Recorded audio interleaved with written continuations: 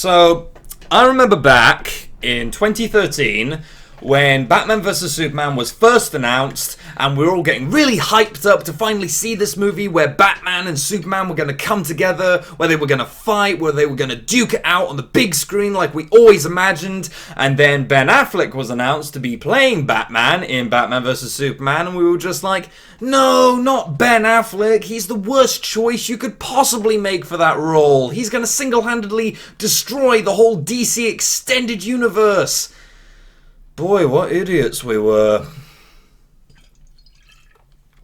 Well, I'm here to tell you that there was indeed something that destroyed the DC extended universe, but its name is not Ben Affleck.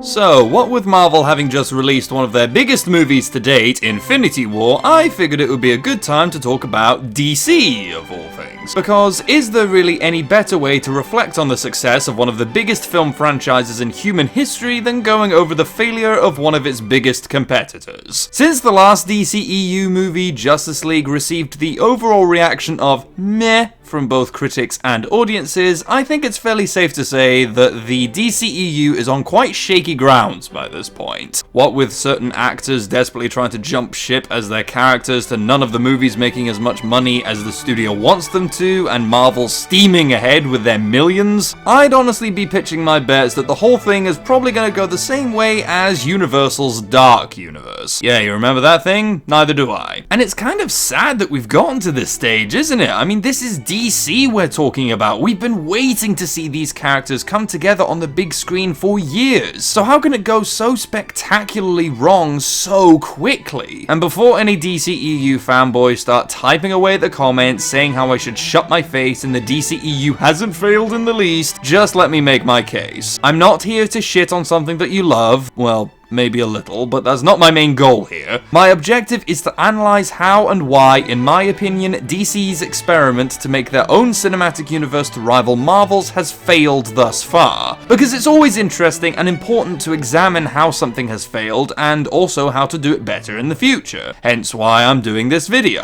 And moreover, I want to make it clear that I'll be focusing mainly on the filmmaking, writing, and studio decisions behind this thing. I will not be talking about the obvious stuff. I mean, we all know that Jesse Eisenberg is an awful Lex Luthor. We all know how bad Enchantress's hula hooping routine was. We all know Superman's CGI upper lip is so bad that it will forever haunt Henry Cavill in the form of endless internet memes that will last for the rest of time. We could talk about that stuff for ages, but while those things are fun to joke about, it's not going to the root of the DCEU's failure. Its foundation is broken and fractured beyond repair, and today I'm going to take a look as to why.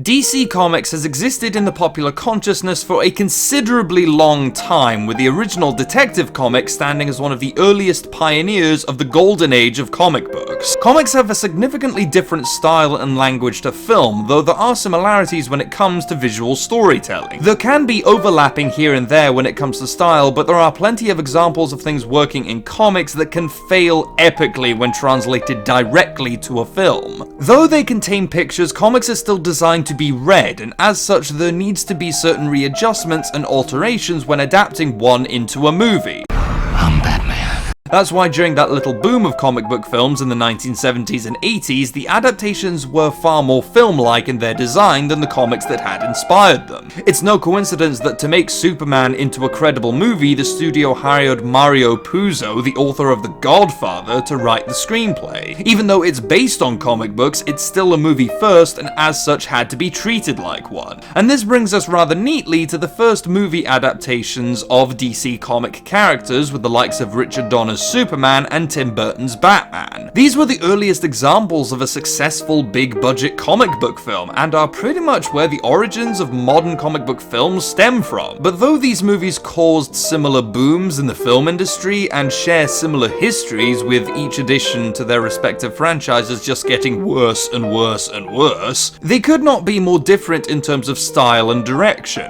Batman was dark and gothic, Superman was bright and optimistic. This is something that the filmmakers filmmakers recognized during the filming process, and so they incorporated it into their adaptations, something that a certain other Batman and Superman related property failed to remember. I say all of this to illustrate the fact that, like any genre of movie, the style and aesthetic of comic book films changes from decade to decade, but it was one specific Batman starring movie that would change the landscape of comic book films forever.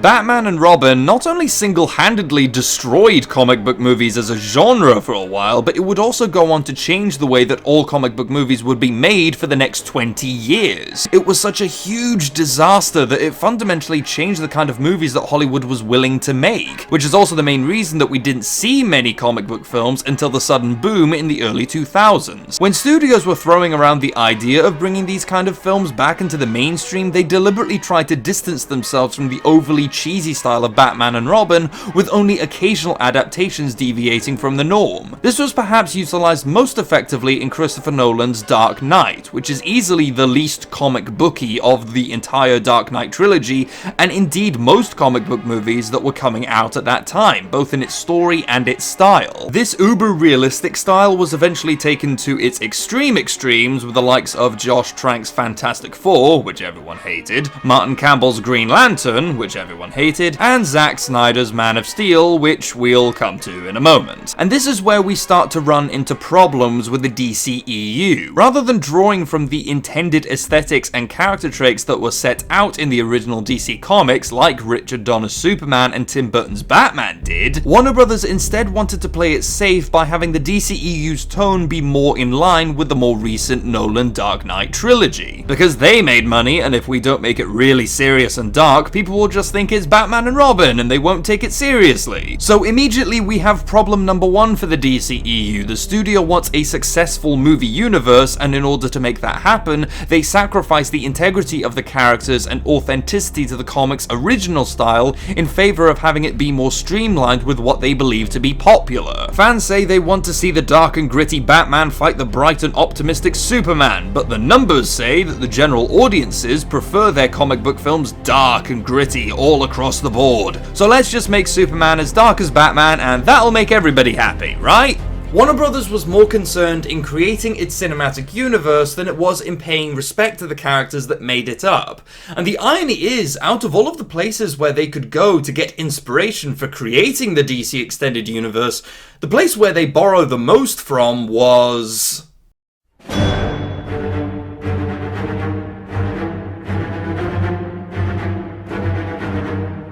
Let's go back a little bit, all the way back to 2008. Marvel has begun its 10-year plan for world domination and released the first installment to its big cinematic universe, Iron Man. It was a pretty big success, grossing at least 4 times what it cost to make and opening the floodgates for what would go on to be the biggest movie franchise of all time. As of right now, the MCU has grossed more money overall than any other movie franchise, including Harry Potter, Transformers, James Bond, Lord of the Rings, and even Star Wars. And as a result of that, it has fundamentally changed the landscape of how Hollywood movies are made, much in the same way that Batman and Robin did. It's pointless talking about the DCEU or indeed any cinematic universe without going over what influenced its creation, and the biggest of these would be Marvel. With the success of Iron Man, Captain America, and the Avengers, it's no mystery why Warner Brothers was eager to take advantage of the growing popularity of comic book movie universes and use the film rights to the DC characters that they had at their disposal to make their own. But while Marvel had a clear, cohesive vision behind their cinematic universes, led by head honcho Kevin Feige and the Russo brothers, the DCEU did not. It had, well, a bunch of Warner Brothers CEOs that were more interested in making money than a good set of movies. The main problem with the DCEU's framework is that it's copying far too much from Marvel without having a clear understanding as to what made it work to begin with. Iron Man didn't have a whole bunch of references to characters and organizations designed only to set up a big cinematic universe. It had a total of 2, and 1 came after the credits. Contrast this to Batman v Superman, which goes so far out of its way to reference as many separate characters, organizations, storylines, and future events as it can without bothering to focus on the ones that it already has. Love or hate Marvel, you have to admit that they knew damn well what they were doing when building the framework for their movie universe. They set up each character individually in their own movies, for the most part,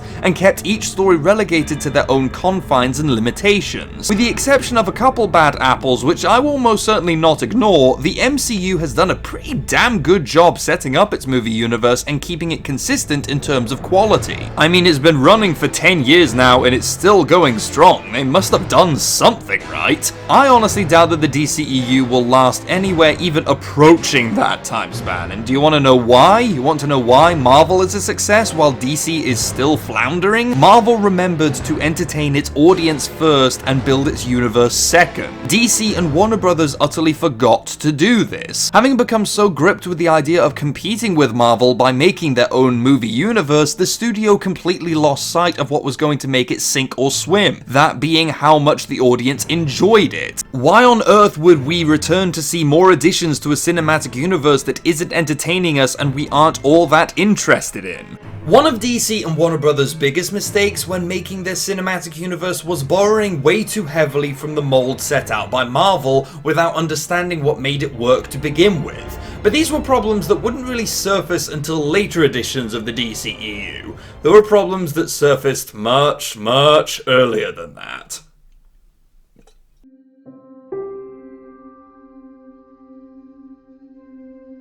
Zack Snyder's attempt to reboot Superman into the gritty, realistic era of comic book movies didn't go over as smoothly as Christopher Nolan's take on Batman nearly a decade prior. While it didn't receive anything like the kind of derision of Batman vs Superman, and don't worry, I'll be getting to Batman vs Superman soon enough, there was a definite divide between people who loved it and people who hated it. In an attempt to capture the same popularity of movies like The Dark Knight, Man of Steel was made with a similar dark aesthetic and a washed out colour palette, a more serious tone, and a Jesus allegory more on the nose than Anakin Skywalker. But while this gritty, realistic aesthetic made sense for a character like Batman, the same rules don't apply for a character like Superman. One is dark and bruising, and the other is hopeful and inspiring. Even in something as simple as their design, it's evident that what works for Batman just does not work for Superman. There is a real cognitive dissonance when aesthetically your movie resembles this,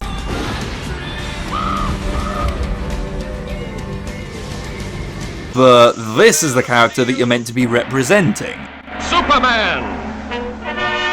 Possessing remarkable physical strength, Superman fights a never-ending battle for truth and justice. It also didn't help that this was slated to be the first edition of what would go on to be called the DC Extended Universe. Now, not only has it got the job of being a good Superman movie, it's also having to start a whole cinematic universe that's on par with DC's nearest rival. The more eagle-eyed viewer of Man of Steel would notice references to LexCorp, Wayne Enterprises, etc., and it's honestly strange how I have to say that you needed to be eagle-eyed to pick up on that little bit of universe building. Unlike movies like Justice League and Batman v Superman, Man of Steel at least tried to be a bit more subtle when it came to having references to future movies. The odd thing is that the idea of making a cinematic universe out of Man of Steel was really more of an afterthought. At the time, Warner Brothers was being more cautious with this idea. They weren't willing to throw all their eggs in one basket just yet, in case Man of Steel flopped. You know, I kinda miss the days when studios were being a bit more cautious about making movie universes instead of,